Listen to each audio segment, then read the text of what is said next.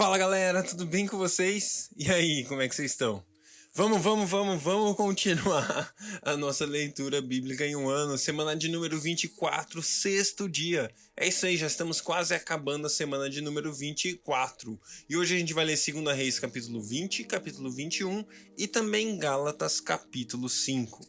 Deus, valeu, Deus, muito obrigado, mais um dia, mais um tempo para viver, mais um tempo para experimentar a sua graça, o seu favor, as suas bênçãos sobre nós, Pai, mais um tempo para poder gritar bem alto que somos teus filhos, amados por Ti, desejados pelo Senhor, Pai, queridos por Ti, Senhor, e nós como teus filhos também queremos dizer que Te amamos.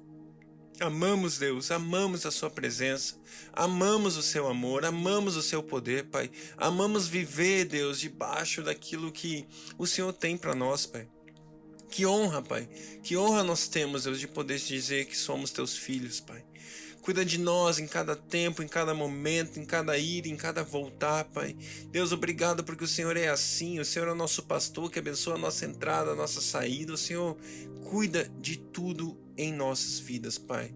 Muito obrigado, Senhor. Fica conosco enquanto lemos a sua palavra. Fala conosco, em nome de Jesus. Amém. 2 Reis, capítulo 20. Naquele tempo, Ezequias ficou doente e quase morreu. O profeta Isaías, filho de Amós, foi visitá-lo e lhe disse: Assim diz o Senhor, ponha em ordem a sua casa, pois você vai morrer, não se recuperará.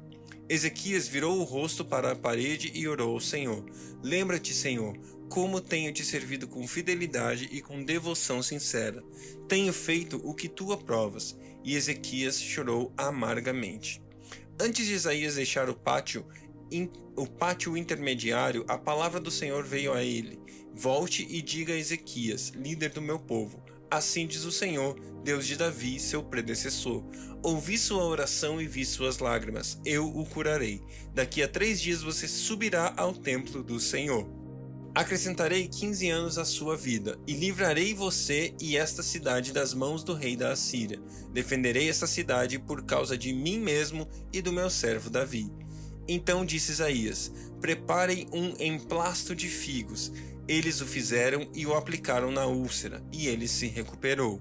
Ezequias havia perguntado a Isaías: Qual será o sinal de que o Senhor me curará e de que de hoje a 3 dias subirei ao templo do Senhor? Isaías respondeu: O sinal de que o Senhor vai cumprir o que prometeu é este: Você prefere que a sombra avance ou recue 10 degraus na escadaria? Disse Ezequias: Como é fácil a sombra avançar 10 degraus, prefiro que ela recue 10 degraus. Então o profeta Isaías clamou ao Senhor, e este fez a sombra recuar os 10 degraus que havia descido da escadaria de Acás. Naquela época, o rei da Babilônia, Merodach-Baladã, filho de Baladã, enviou cartas e um presente para Ezequias, pois soubera de sua doença. Ezequias recebeu em audiência os mensageiros e mostrou-lhes tudo o que havia em seus armazéns: a prata, o ouro, as especiarias, o azeite finíssimo, o seu arsenal e tudo o que havia em seus tesouros.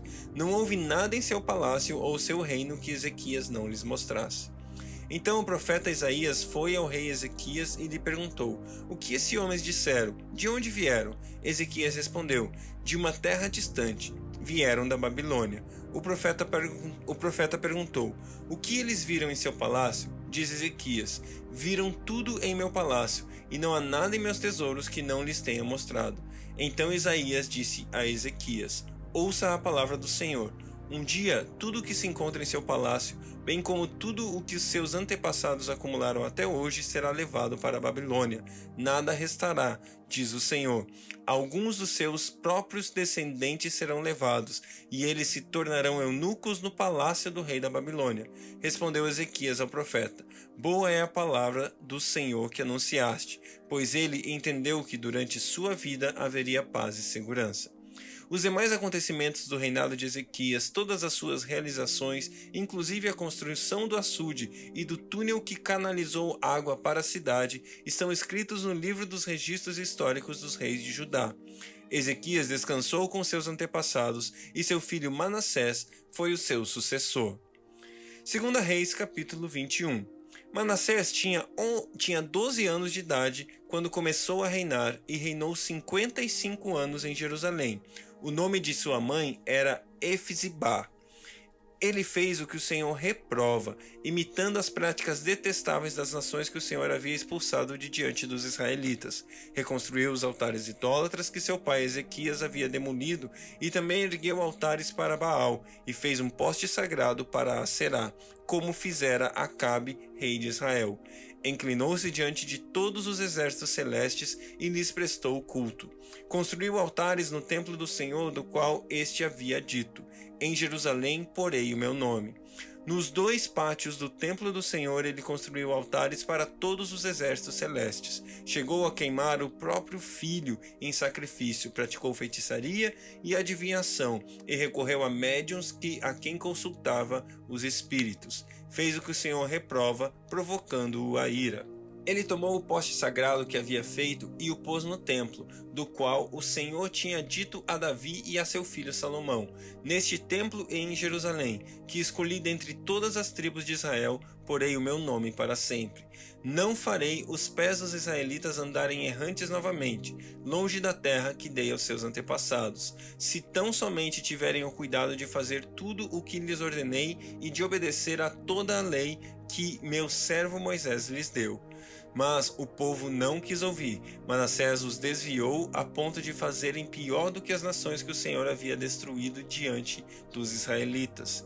E o Senhor disse por intermédio dos seus servos, os profetas: Manassés, rei de Judá, cometeu esses atos repugnantes. Agiu pior do que os amorreus que o antecederam e também levou Judá a pecar com ídolos que fizera.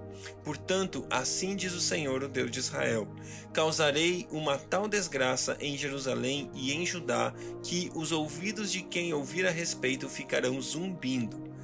Estenderei sobre Jerusalém o fio de medir utilizado contra Samaria e o fio de prumo utilizado contra a família de Acabe. Limparei Jerusalém como se limpa um prato, lavando-o e revirando-o de cabeça para baixo. Abandonarei o remanescente da minha herança e o entregarei nas mãos de seus inimigos. Serão despojados e saqueados por todos os seus adversários, pois fizeram o que eu reprovo e me provocaram a ira, desde o dia que os seus antepassados saíram do Egito até hoje. Manassés também derrubou tanto sangue inocente que encheu Jerusalém de um extremo a outro. Além disso, levou Judá a cometer pecado e fazer o que o Senhor reprova. Os demais acontecimentos do reinado de Manassés e todas as suas realizações, inclusive o pecado que cometeu, estão escritos no livro dos registros históricos dos reis de Judá. Manassés descansou com seus antepassados e foi sepultado no jardim do seu palácio, o jardim de Uzá, e seu filho Amon foi o seu sucessor. Amon tinha 22 anos de idade quando começou a reinar e reinou 22 anos em Jerusalém. O nome de sua mãe era Messulemete, filha de Azur. Ela era de Jotbá. Ele fez o que o Senhor reprova, como fizera Manassés, seu pai. Imitou seu pai em tudo, prestou culto aos ídolos aos quais o seu pai havia cultuado e inclinou-se diante deles. Abandonou o Senhor, o Deus de seus antepassados, e não andou no caminho do Senhor. Os oficiais de Amon conspiraram contra ele e o assassinaram em seu palácio. Mas o povo matou todos os que haviam conspirado contra o rei Amon, e o seu filho Josias proclamou-se rei em seu lugar.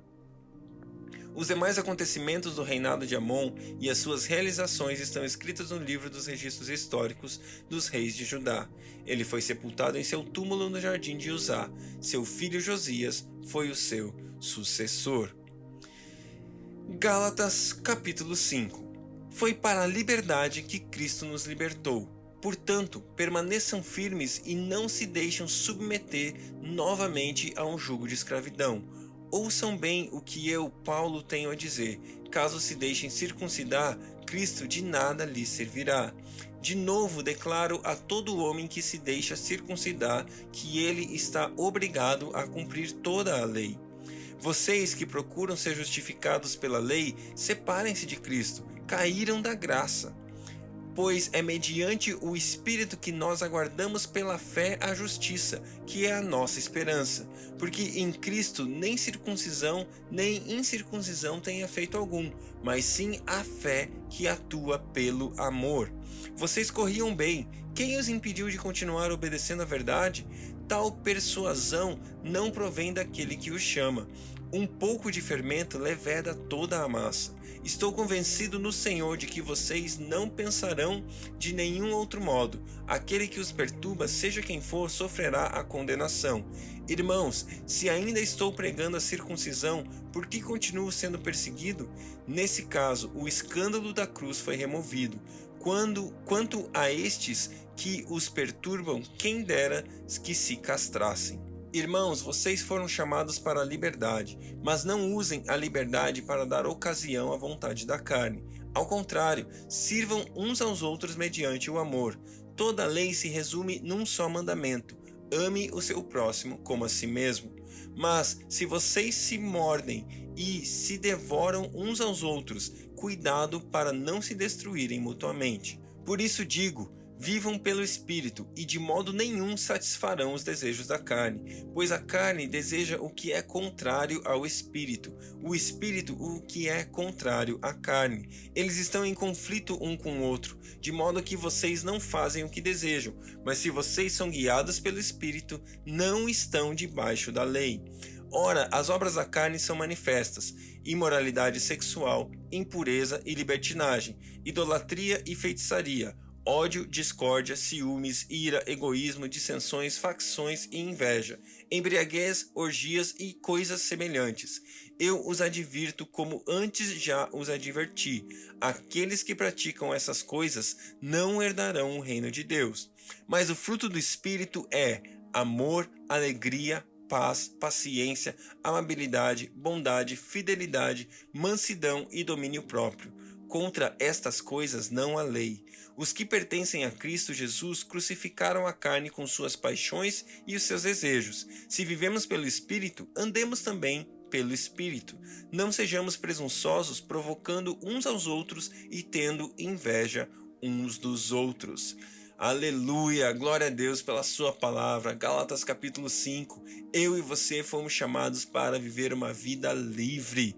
Eu e você somos totalmente livres em Cristo Jesus. E aqui Paulo está falando um pouco das coisas que são religiosidade, as coisas que a gente tenta colocar para merecer o amor de Deus, para ter o amor de Deus, a gente tenta fazer para conquistar o amor de Deus.